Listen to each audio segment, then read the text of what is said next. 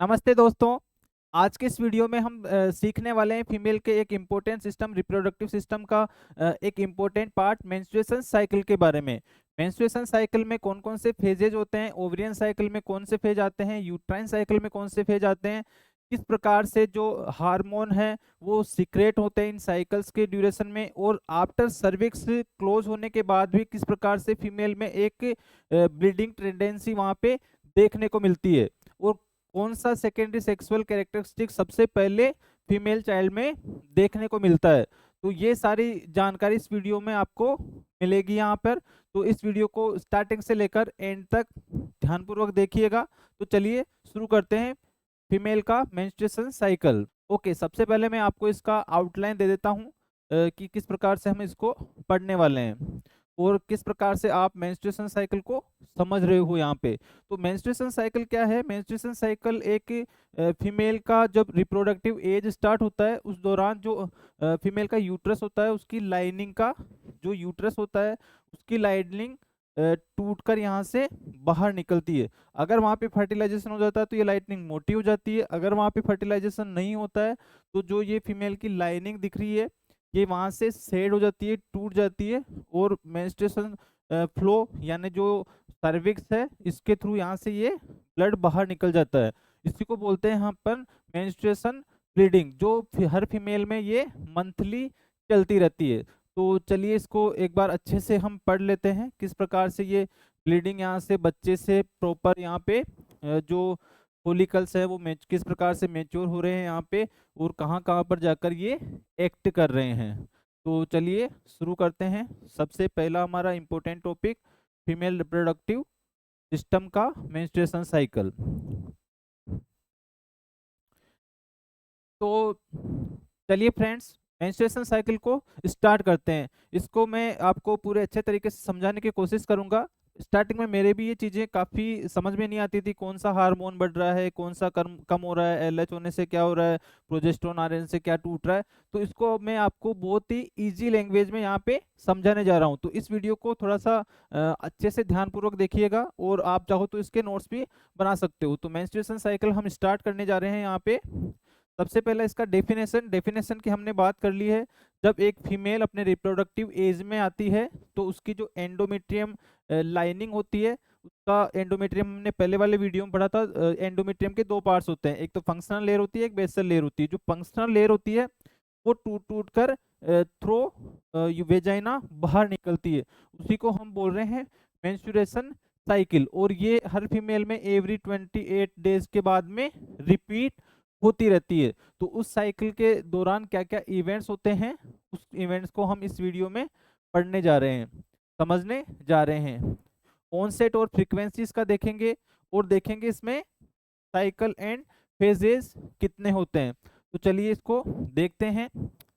First जो है definition की हमने बात कर ली है, कौन कौन से हार्मोन्स इसके लिए रेस्पॉन्सिबल है। तो सबसे इंपॉर्टेंट है अपना किस प्रकार से एक फीमेल का जो मेंस्ट्रुएशन साइकिल है वो स्टार्ट होने वाला है। तो चलिए स्टार्ट करते हैं। सबसे पहला हार्मोन कहाँ से स्टार्ट करेगा इसको, उस हार्मोन का क्या नाम होता है? सबसे पहला हार्मोन है जो होता है हाइपोथैलेमस में। सबसे पहला हार्मोन है वो होता है हाइपोथैलेमस में। ब्रेन के हाइपोथैलेमस से ये हार्मोन निकलने वाला है जिसका नाम है GnRH। जैसे ही फीमेल अपने रिप्रोडक्टिव एज में पहुंचती है, उसका फर्स्ट मेंस्ट्रुएशन स्टार्ट होने वाला होता है, उसके ब्रेन को तुरंत मैसेज आता है कि भाई चल स्टार्ट हो जा। अब गोनेडाट्रोपिन गोनेडोट्रोपिन रिलीजिंग हार्मोन वो वहां से रिलीज करता है, और ये मैसेज किसके पास में जाता है? ये मैसेज आता है एंटीरियर प्यूटिटरी के पास में। जो हाइपोथैलेमस है वो किसको मैसेज भेजेगा कि बच्ची बड़ी हो गई है, चलो हार्मोन स्टार्ट करो। तो कहाँ से आया? हाइपोथैलेमस से गया पोस्ट एंटीरियर प्यूटेटरी के पास में। अब एंटीरियर प्यूटेटरी क्या करेगी वहां पे? ये भी दो हार्मोन वहां से रिलीज करने जा रही है। तो वो दो हार्मोन कौन कौन से हैं? FSH LH, follicle stimulating hormone और ल्यूटिलाइजिंग हार्मोन। ये दो हार्मोन कौन रिलीज कर रहा है यहाँ पे? Anterior pituitary. और फिर थर्ड पे आता है यहाँ पे ओवेरी। ओवेरी में भी दो हार्मोन बन रहे हैं। ये हार्मोन किस पे इफेक्ट करेगा, एफएसएच और एलएच आके ओवेरी के ऊपर। अब ओवेरी वहां पे क्या करेगी, चल भाई बच्ची बड़ी हो गई, अंडा बनाओ। तो अंडा कैसे बनेगा, वहां पे एस्ट्रोजन और प्रोजेस्टेरोन के द्वारा। सबसे पहले मैं अब यहाँ पे बात कर लेता हूँ कुछ इंपॉर्टेंट की जो की पॉइंट्स जो एग्जाम के पॉइंट ऑफ व्यू से इंपॉर्टेंट होते हैं। अभी हाल ही में कोई एग्जाम हुआ था, वहां पर पूछा गया था कि जो फीमेल के सेकेंडरी सेक्सुअल कैरेक्टरिस्टिक्स स्टार्ट होते हैं वो फॉलोइंग है, पर इनमें से सबसे पहला कौन सा होता है, वो आपको सीक्वेंस वाइज वहां पे लिखना है या बताना है उसका एबीसीडी के अकॉर्डिंग। तो वो किस प्रकार से होगा, यहाँ पे सबसे पहला होता है फीमेल के अंदर थेलार्की। सबसे पहला कौन सा होता है फीमेल के अंदर सेकेंडरी सेक्सुअल कैरेक्टरिस्टिक्स, थेलार्की। ये जो प्यूबर्टी, प्यूबर्टी मतलब जब फीमेल का सेकेंडरी सेक्सुअल कैरेक्टरिस्टिक्स स्टार्ट होते हैं उसी को अपन प्यूबर्टी बोल रहे हैं, बच्ची बड़ी हो रही है। ठीक है, तो इसमें क्या है, सबसे पहले फीमेल का क्या पार्ट डेवलप होगा, वो है थेलार्की। थेलार्की मीन्स क्या होता है यहाँ पे, ब्रेस्ट बर्थ का डेवलप होना, ब्रेस्ट बर्थ का डेवलप होना। सेकंड क्या है यहाँ पे, ये सीक्वेंस वाइज है, ये फर्स्ट होगा। ये कौन सा है, फर्स्ट होने वाला है, इंपॉर्टेंट है ये, एग्जाम में पूछा गया है 2 बार ये क्वेश्चन। एक बार शायद जीएमसीएच में पूछा गया था ये, और एक बार शायद ईएसआईसी में पूछा गया था अभी लास्ट 2019 के अंदर। ओके, तो ये क्वेश्चन इंपॉर्टेंट है। सेकेंड नंबर पे क्या आता है यहाँ पे, सेकेंड नंबर पे है यहाँ पे एडेनार्की। एडेनार्की का क्या मतलब हुआ यहाँ पे, एक्सिलरी हेयर्स। सेकेंड क्या देखने को मिलेगा यहाँ पे, एक्सिलरी हेयर्स। और थर्ड पे है यहाँ पे प्यूबार्की। प्यूबार्की का क्या मतलब हुआ, प्यूबिस यानी प्यूबिक हेयर। थर्ड पे क्या आएगा यहाँ पे, प्यूबिक हेयर्स। और फोर्थ नंबर पे क्या देखने को मिलेगा, ग्रोथ स्प्रू, यानी जो ग्रोथ होती है फीमेल की वो यहाँ पे स्टार्ट हो जाती है, मतलब बहुत ज्यादा एकदम से यहाँ पे आपको ग्रोथ देखने को मिलेगी यहाँ पे फीमेल्स के अंदर, सेकेंडरी सेक्सुअल कैरेक्टरिस्टिक्स के अंदर, फोर्थ नंबर पे। और फिफ्थ नंबर पे जो सबसे इम्पोर्टेंट है, काफी बार मैंने अब तक लगभग 20-25 एग्जाम दिए हैं, तो कम से कम 10 एग्जाम में ये पूछा गया है, मेनार्की यानी फर्स्ट मेंस्ट्रुअल ब्लीडिंग। मेनार्की क्या होता है, फर्स्ट मेंस्ट्रुअल ब्लीडिंग, इसी को बोला जाता है मेनार्की। यानी फीमेल का जब मेंस्ट्रुएशन साइकिल स्टार्ट होता है, फर्स्ट ब्लीडिंग होती है उसमें, उसी को बोला जाता है मेनार्की। तो चलिए आगे चलते हैं अब। नेक्स्ट सम इम्पोर्टेंट की पॉइंट्स इसके अंदर भी क्या क्या है। Normal MC duration, normal MC duration कितना रहने वाला है यहाँ पे, वो होता है 28 डेज। कितना होता है, 28 डेज, ये एवरेज है। क्या है, एवरेज है।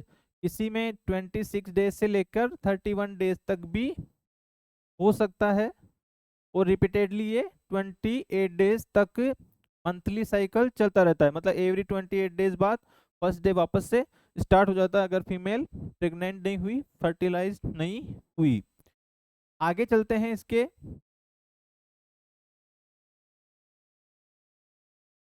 नेक्स्ट है अपना इसमें सेकेंड मेनार्की, इसका हमने बात कर लिया है अभी। मेनार्की के बारे में, फर्स्ट मेंस्ट्रुअल ब्लीडिंग, मेनार्की के बारे में अभी हमने बात की थी, फर्स्ट मेंस्ट्रुअल ब्लीडिंग। ये इंपॉर्टेंट है, एग्जाम में बार बार पूछा जाने वाला क्वेश्चन है, इसको याद रखिएगा। थर्ड है, फर्स्ट हो गया, सेकंड हो गया, थर्ड है यहाँ पे मेनोपोज। पोज का मतलब बंद हो जाना, और मेनो मतलब यही ब्लीडिंग, फीमेल की जब ब्लीडिंग बंद होती है उसको बोला जाता है मेनोपोज। मेनार्की कब स्टार्ट होती है, ये होती है 12 से 15 years of age. Average age की अगर हम बात करते हैं फीमेल चाइल्ड की, तो जब फीमेल चाइल्ड 12 से 15 ईयर्स का होता है तब उसका फर्स्ट ब्लड यहाँ पे स्टार्ट हो जाता है। इसके बारे में भी हमें अपने फ्रेंड्स को, बच्चों को इसकी जानकारी देना चाहिए, ताकि जो मेंस्ट्रुअल हेल्थ है, सेक्सुअल हेल्थ है, या मैटरनल जो हेल्थ है वो बनी रहे। कितने से स्टार्ट हो जाता है ये? 12 to 15 ईयर्स। मेनोपॉज ये होता है सीजेशन ऑफ मेंस्ट्रुएशन साइकिल, और ये कितना होता है? स्टॉप या cessation of menstruation cycle. Start को बोलते हैं मेनार्की और स्टॉप को बोलते हैं मेनोपॉज। और ये किस एज में होता है फीमेल में? 45 ईयर्स से लेकर 50 ईयर्स की एज में। कितने में होता है ये? 45 ईयर्स से लेकर 50 ईयर्स की एज में। आगे थर्ड देखिए यहाँ पे, टोटल ब्लड लॉस कितना होता है ड्यूरिंग मेंस्ट्रुएशन साइकिल? वो होता है अराउंड 30 टू 80 ml। अराउंड कितना होता है? 30 टू 80 ml। और एवरेज की अगर मैं बात करता हूँ यहाँ पे, आप एवरेज यहाँ पे देख सकते हो अराउंड 40 ml। ये क्या होता है? टोटल ब्लड लॉस होता है during menstruation cycle.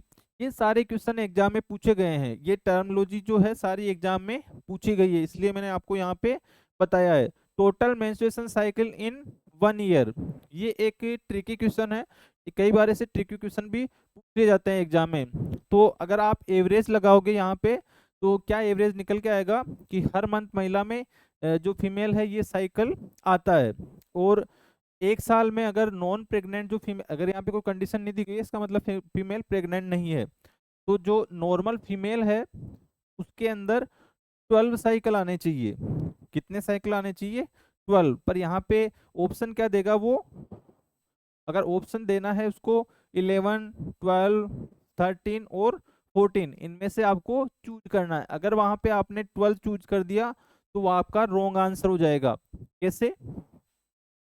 28 days means हर मंथ के 2 दिन वहां पे बच रहे हैं, कभी कभी 3 दिन भी वहां पे बच रहे हैं, पर एवरेज अपन 2 दिन मान लेते हैं। 12 मंथ यानी 12 महीने में कितने दिन बचे हैं? 24। तो हो सकता है 24, 27, 26 में कभी ना कभी ऊपर नीचे पीरियड्स होते हैं। तो कितने वहां पे आने वाले हैं उसके? एक मंथ, एक ईयर में menstruation cycle 13। The right answer is 13। कभी आप ध्यान रखें, ये कुछ इस प्रकार से ट्रिकी क्वेश्चन भी कभी कभार पूछ लिए जाते हैं।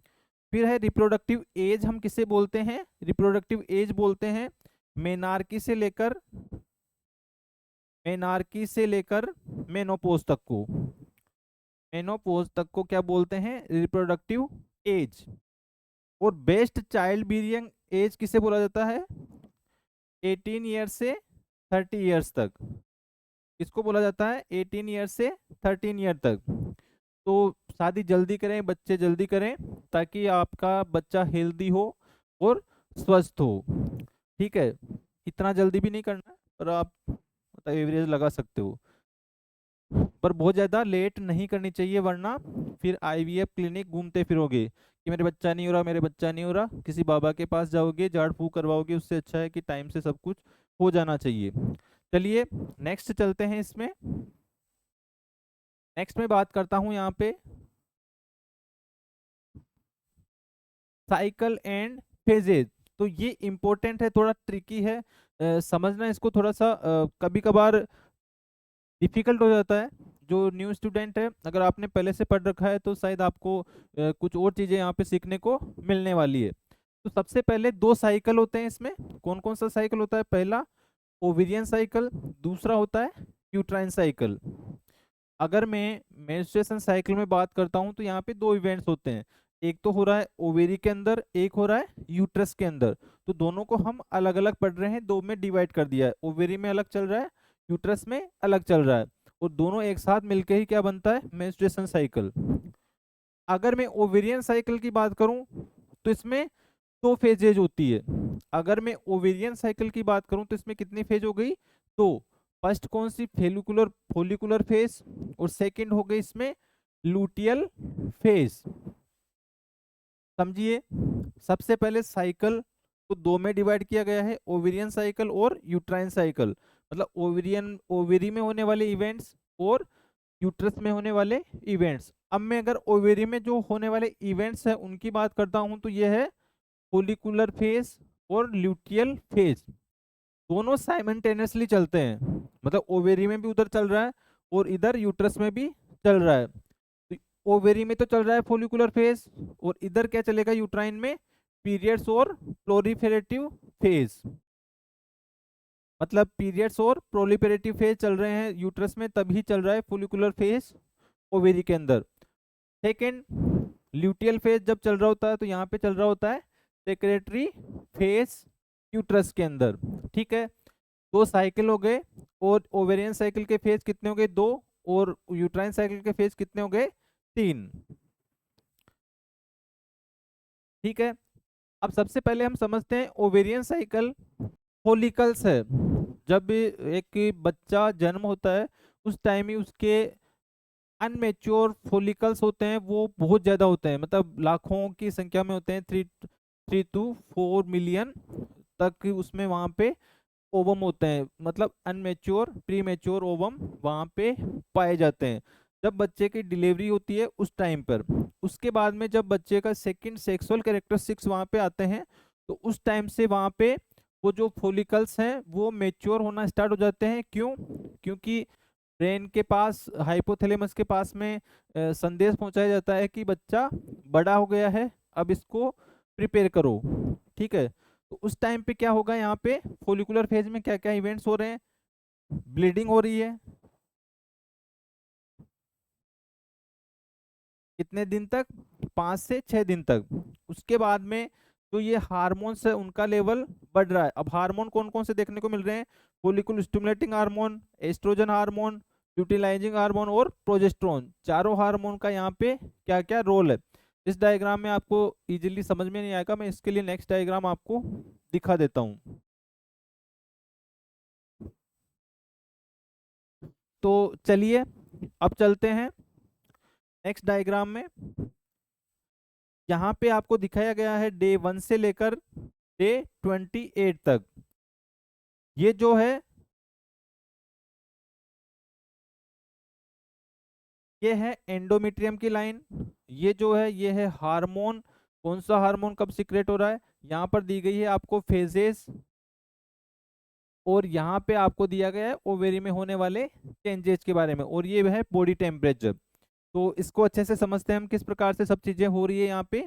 फर्स्ट डे की मैं बात करता हूँ, फर्स्ट डे की मैं बात करता हूँ, तो ये है यूट्रस। ये क्या है, यूट्रस। फर्स्ट डे को क्या हो रहा है यूट्रस के अंदर, जो यूट्रस की लाइनिंग है, जो यूट्रस की लाइनिंग है वो टूट रही है, थ्रेड हो रही है, और वेजाइना के थ्रू वो ब्लीडिंग बाहर निकल रही है। वेजाइना के थ्रू क्या हो रहा है, ब्लीडिंग बाहर निकल रही है। कहाँ से कहाँ तक, 1 दिन से लेकर 6वें दिन तक, या 5वें दिन तक, या 7वें दिन तक ये ब्लीडिंग वहां पे हो रही है। कहाँ पे हो रही है, यूट्रस के अंदर। कौन सी फेज होगी वो, ब्लीडिंग फेज।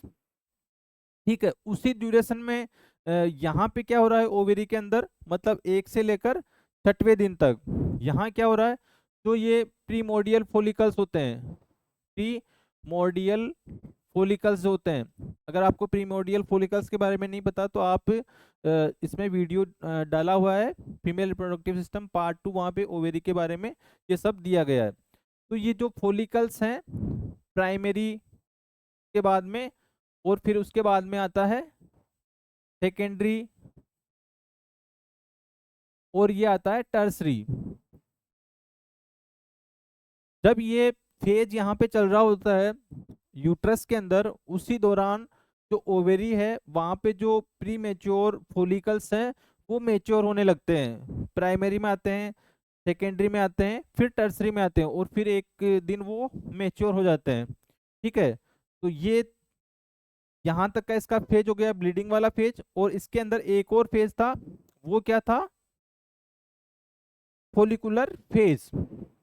ठीक है, मतलब यहाँ पे अब फोलिकल्स बनना स्टार्ट हो जाएंगे। अब यहाँ पे हार्मोन्स का रोल भी देखिए। हार्मोन यहाँ पे कौन कौन से दिए गए हैं, जो आपको ये नीली लाइन, ब्लू लाइन दिखाई दे रही है, ये है एस्ट्रोजन हार्मोन, ये है एस्ट्रोजन हार्मोन। आपको जो ग्रीन कलर की लाइन दिखाई दे रही है ये है एलएच हार्मोन, और जो ब्लैक कलर की लाइन यहाँ पे दिखाई दे रही है आपको ये है प्रोजेस्टेरोन हार्मोन।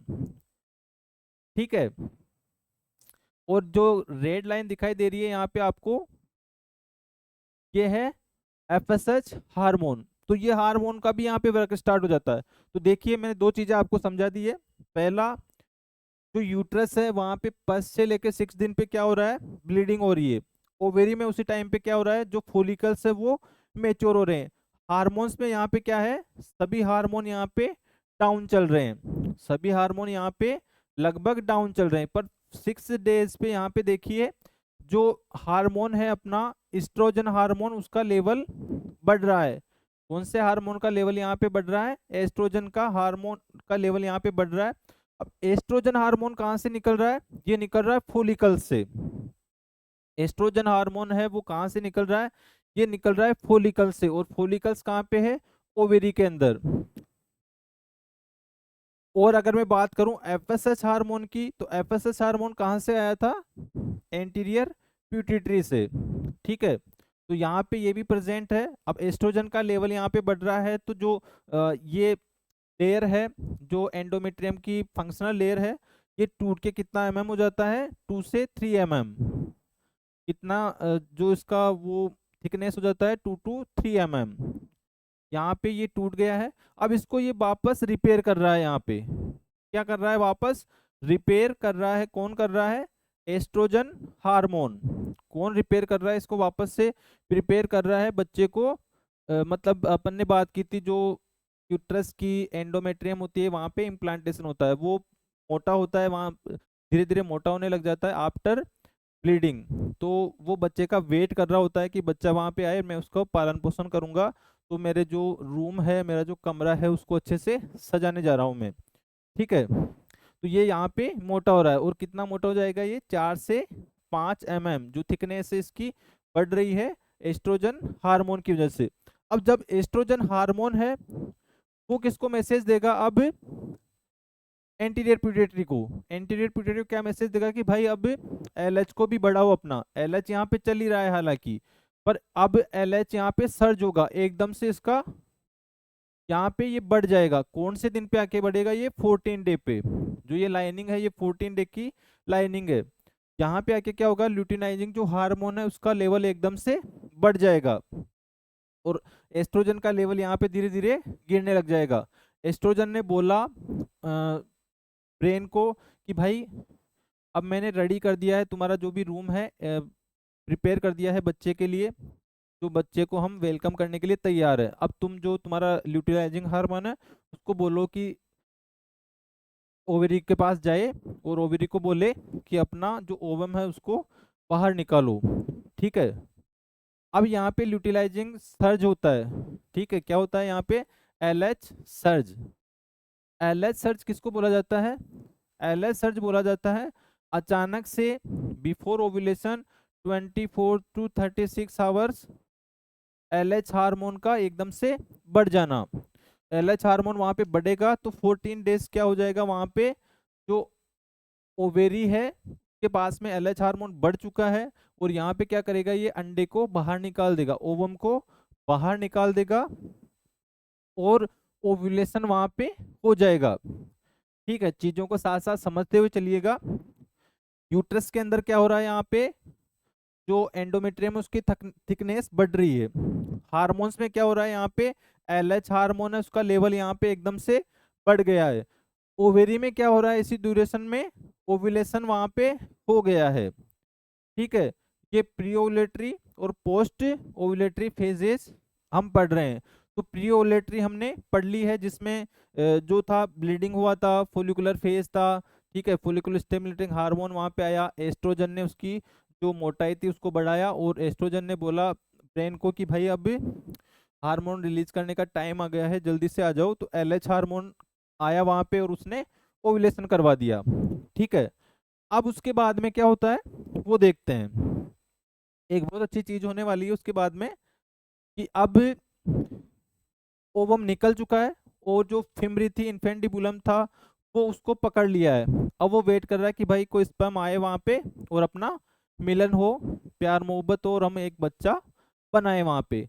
तो अगर फीमेल वहां पे कोइटस करती है, इंटरकोर्स करती है इस ड्यूरेशन में 14 डे के ऊपर, तो वहां पे फर्टिलाइजेशन हो जाएगा। तो अगर फर्टिलाइजेशन हो जाए तो क्या, और अगर फर्टिलाइजेशन नहीं हो तो क्या, वो चीजें देखते हैं। वापस से आते हैं, ओव्यूलेशन हो गया है और यहाँ पे जो एंडोमेट्रियम अपना थिकनेस बढ़ाता हुआ जा रहा है, ये वेट कर रहा है यहाँ पे, जो ओवम है यहाँ पे वेट कर रहा है फेलोपियन ट्यूब के एम्पुला पार्ट में, बैठ के वेट कर रहा है उसके स्पर्म का मिलने के लिए, रेडी है वो वहाँ पे, वो वेट कर रहा है। और यूट्रस भी यहाँ पे वेट कर रहा है कि एक छोटा सा अच्छा सा बेबी आएगा और मैं उसको यहाँ पे अपने पास में रखूंगी और उसको खाना का पीना खिलाऊंगी और उसको अच्छे से पाल पोस कर बड़ा करूंगी। तो दोनों चीजें साथ साथ चल रही है। ये भी यहाँ पे मोटी हो रही है ताकि बच्चे को अच्छा सा कंफर्टेबल वहाँ पे रूम मिल सके यूट्रस के अंदर।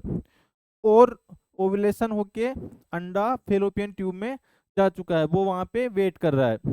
पर अगर यहाँ पर ओवुलेशन होने के बाद में सेक्सुअल इंटरकोर्स नहीं होता है, तो ये यहाँ पे जो एग है वो 34 आवर्स के अंदर डीजनरेट हो जाता है, मतलब मर जाता है। फिर कॉर्पस ल्यूटियम बन जाती है, जो फोलिकुलर था, जो मैच्योर फोलिकुलर था उससे एक बाहर निकल चुका है और यहाँ पे ये क्या बन गया है, कॉर्पस ल्यूटियम जो बचा हुआ, मतलब अंडा तो जा चुका है फेलोपियन ट्यूब के अंदर और जो कॉर्पस ल्यूटियम है ओवेरी के अंदर वो बच चुका है। अब ये कॉर्पस ल्यूटियम क्या करता है, यहाँ पे ये करता है प्रोजेस्टेरोन हार्मोन को सिक्रेट। ये क्या करता है यहाँ पे, प्रोजेस्टेरोन प्रोजेस्टेरोन हार्मोन को सिक्रेट। जो ये प्रोजेस्टेरोन हार्मोन है ये कहाँ से आया है, ये आया है कॉर्पस ल्यूटियम से। कहाँ से आया है, कॉर्पस ल्यूटियम से। अब ये कॉर्पस ल्यूटियम जो इस हार्मोन को ओवेरी के थ्रू कहाँ पे भेज रहा है, एंडोमेट्रियम के पास में, और जो प्रोजेस्टेरोन है इसकी लाइनिंग को मेंटेन कर रहा है। क्या कर रहा है, इसकी लाइनिंग को मेंटेन कर रहा है। तो यहाँ पे किसका लेवल बढ़ चुका है, कॉर्पस ल्यूटियम आते ही प्रोजेस्टेरोन का लेवल बढ़ चुका है। तो प्रोजेस्टेरोन का लेवल कब बढ़ता है, जब एक बाहर निकल जाता है फेलोपियन ट्यूब में चल जाता है, तो वहां पे वो बच्चे का फर्टिलाइजेशन होने का वेट कर रहे होते हैं, तो अपना सब कुछ वहां पे रेडी रखते हैं। इसलिए प्रोजेस्टेरोन को हार्मोन को बोला जाता है प्रेगनेंसी मेंटेनेंस हार्मोन। क्या बोला जाता है, प्रेगनेंसी मेंटेनेंस हार्मोन। मतलब ये अगर वहां पे फर्टिलाइजेशन हो जाता है तो 3 महीने तक कॉर्पस ल्यूटियम है वो प्रोजेस्टेरोन हार्मोन को हाई रखते हैं। ठीक है, कई बार नहीं देखा होगा क्या आपने, कई जो महिलाएं हैं कि प्रोजेस्टेरोन हार्मोन के इंजेक्शन लगाए जाते हैं। क्यों लगाए जाते हैं ये, ताकि जो प्रोजेस्टेरोन है उनकी प्रेगनेंसी को मेंटेन रखे। कई बार महिलाएं शिकायत लेके आती है कि जो मेरा बच्चा है वो बार बार मेरे मिसकैरेज हो रहा है, तो डॉक्टर्स उनको प्रोजेस्टेरोन हार्मोन का है वो इंजेक्शन लगवाते हैं वहाँ पे, या जो मेडिसिन वगैरह है इन हार्मोन का वहाँ पे लेवल मेंटेन रखने के लिए चला के रखते हैं। ठीक है, अब ल्यूटिनाइजिंग हार्मोन यहाँ पे कम हो चुका है, प्रोजेस्टेरोन हार्मोन बढ़ चुका है। प्रोजेस्टेरोन हार्मोन कब बढ़ रहा है, आफ्टर ओव्यूलेशन। कहाँ से आ रहा है ये, ल्यूटिनाइज जो अपना कॉर्पस ल्यूटियम है उसके थ्रू। अगर प्रेगनेंसी हो जाती है, अगर फर्टिलाइजेशन हो जाता है, तो ये 3 महीने तक यहाँ से निकल रहा होता है। अगर नहीं होता है, कॉर्पस ल्यूटियम को दूसरा क्या नाम दिया गया है, येलो बॉडी। दूसरा क्या नाम दिया गया है, येलो बॉडी। और ये क्या है, मैच्योर फोलिकुल, मैच्योर फोलिकल। ठीक है, और ये कहाँ से बना था, प्राइमरी फोलिकल से, और इसमें अभी फिलहाल एग नहीं है, ओवम नहीं है। ठीक है, तो ये क्या हार्मोन सिक्रेट कर रहा है, प्रोजेस्टेरोन हार्मोन सिक्रेट कर रहा है। प्रोजेस्टेरोन हार्मोन क्या कर रहा है, इसकी थिकनेस को मेंटेन रख रहा है, बढ़ाने का काम कर रहा है वहां पे। अब यहाँ पे क्या हो जाता है, लास्ट में जब हम पहुंचते हैं 27-28 डेज पे, तो प्रोजेस्टेरोन हार्मोन का लेवल यहाँ पे कम हो जाता है। क्यों कम हो जाता है, क्योंकि वहां पे फर्टिलाइजेशन नहीं हुआ है। ठीक है, और ये भी डीजनरेट होना स्टार्ट हो जाती है। कॉर्पस ल्यूटियम भी क्या हो जाती है, डीजनरेट होना स्टार्ट हो जाती है। तो कॉर्पस ल्यूटियम एल्बिकेंस बोला जाता है इसको, लास्ट में क्या बोला जाता है, कॉर्पस ल्यूटियम एल्बिकेंस बोला जाता है, जब ये पूरा श्रेडिंग हो जाता है और इसका कलर कौन सा हो जाता है, वाइट। और फिर से जब नया साइकिल स्टार्ट होता है, फिर से एक फोलिकुलर वहां पे मेच्योर होने लग जाता है। एक चीज यहाँ पे, एक इम्पोर्टेंट मजेदार चीज है यहाँ पे कि फीमेल में वहां पे बहुत सारे फोलिकल्स होते हैं, मतलब लाखों की संख्या में। पर मेच्योर ओनली एक ही हो पाता है, और वही मेच्योर होके पर्टिकुलर ओम को वहां से निकाल पाता है। और हर बार अल्टरनेट ओवेरी से ये प्रक्रिया होकर गुजरती है। ठीक है, तो ये चीजें 28 डेज पर हम पहुंच चुके हैं। अब 28 डे पे यहाँ पे क्या होने वाला है, जो यूट्रस में उसमें लाइनिंग पूरी मोटी हो चुकी है। ठीक है, जो ओवेरी है यहाँ पे जो कॉर्पस ल्यूटियम है वो डीजनरेट हो चुका है। हार्मोन की अगर मैं बात करता हूँ तो हार्मोन जो प्रोजेस्टेरोन है ये बिल्कुल नीचे आ चुका है। अब वापस 28 डेज के बाद में क्या होगा भाई, प्रोजेस्टेरोन का लेवल कम हो गया, वहां पे इसको रोकने वाला कोई नहीं है, बच्चा मिला नहीं, बेबी आया नहीं, तो वहां से यूट्रस को क्या करना होगा, वापस से उसको थ्रेडिंग करना होगा। यहाँ पे क्या क्या है, वहाँ पे फीमेल्स में ये सिम्टम देखने को मिल रहे हैं, उनको एक बार अच्छे से देख लेते हैं। पहला क्या है, यहाँ पे एब्डोमिनल और पेल्विक क्रैम्प्स है। दूसरा क्या है, cramping pain, lower back pain, headache, fatigue.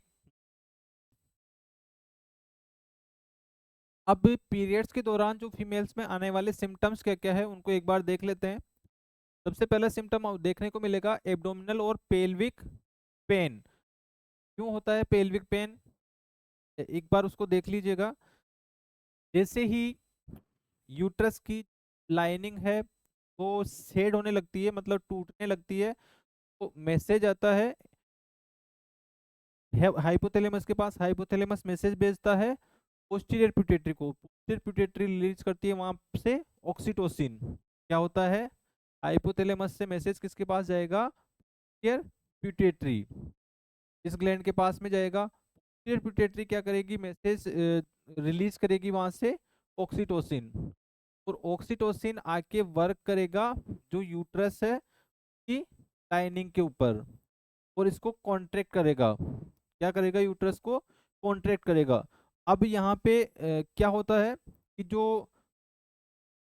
Cervix होता है ये तो होता है बंद। यहाँ पे क्या हो रहा था, सर्विक्स तो होता है बंद, तो कॉन्ट्रेक्शन के दौरान क्या होता है, सर्विक्स वहां पे थोड़ा सा उसको रिलीज कर देता है और ब्लड का फ्लो वहां से निकलने लग जाता है थ्रू द वेजाइना। तो ये कॉन्ट्रेक्शन जो होते हैं, कॉन्ट्रेक्शन जो होने की वजह से फीमेल एक बहुत ही खतरनाक पेन को हर मंथ बियर करती है, और इस पेन से बचने का भी इलाज नहीं है। मोस्ट ऑफ कुछ फीमेल्स वहाँ पे पेन किलर्स ले लेती है, कुछ फीमेल्स वहाँ पे हॉट पैक्स का यूज करती है, तो इस प्रकार से थोड़ा सा उनको रिलीफ वहाँ पे मिल पाता है। क्रैम्पिंग पेन होता है, क्रैम्प्स टाइप में लगता है, जिसको होता है उसको पता है। लोअर बैक पेन होता है, हेडेक होता है, फटीग होता है, थकान से महसूस करती है, और मूड स्विंग्स, बाबू चॉकलेट खा लो, और इरेटिबिलिटी, ये नहीं खाना, वो नहीं खाना, यहाँ नहीं जाना, यहाँ नहीं बैठना, ये सब चीजें। और फूड की क्रेविंग्स भी, खाने का वहाँ पे मन करता है, पिज्जा खाना है, बर्गर खाना है। आजकल के बच्चे पहले वाले ककड़ी, गोभी, टमाटर, आलू, मिर्च ये सब खाते थे। ये सारे यहाँ पे हमें सिम्टम, साइन सिम्टम देखने को मिलते हैं आफ्टर, ड्यूरिंग मेंस्ट्रुएशन साइकिल और ड्यूरिंग ब्लीडिंग। अब यहाँ पे जो ओव्यूलेशन होता है उसका फैक्ट सुनिएगा। ओव्यूलेशन होता है उसका फीमेल को पता चलता है, ओव्यूलेशन होता है उसका फीमेल को पता चल जाता है 13 से 14 डेज के आसपास में। बहुत सारी फीमेल्स को यहाँ पे क्रैम्पिंग या पेन फील होता है, क्रैम्पिंग या पेन फील होता है। क्या फील होता है, पेन फील होता है। और जब उनके वेजाइनल सिक्रेशंस की बात करते हैं तो वहां से कुछ लिक्विड सीक्रेट होता है, तब भी उनको पता लग जाता है कि यहाँ पे ओवुलेशन हो गया है। एक थिक सा वहां पे एक सीक्रेट होता है थ्रू द वेजाइना। बहुत सारी फीमेल्स को ये पता चल जाता है उनके सिक्रेशंस के थ्रू की वाइट उनको डिस्चार्ज कुछ टाइप में कुछ हो रहा है ड्यूरिंग ओवुलेशन। नेक्स्ट अपने को क्या है, during the menstruation cycle females को हमेशा हाइजीन मेंटेन करके रखने हैं। जो पीरियड्स के दौरान है उनको पैड्स है वो टाइम टू टाइम चेंज करने हैं, ये नहीं कि सुबह से शाम तक उससे ही काम चला रहे हो, पैसे बचा रहे हो, क्योंकि गवर्नमेंट के थ्रू ये सुविधाएं फ्री है आजकल, तो आप लोग उनका यूज कर सकते हो। ठीक है, और ये जो सारी चीजें हैं आप अपने जो बच्चे हैं, बच्चियां हैं, वो बता सकते हो कि ये आपके साथ में होने जा रहा है, ताकि अच्छे से उनको इसके बारे में जानकारी मिल सके। और ये बिल्कुल नॉर्मल चीजें हैं एक फीमेल में। अगर नहीं आता है तब नॉर्मल नहीं है, अगर आ रहा है मंथली साइकिल तब नॉर्मल है फीमेल के अंदर।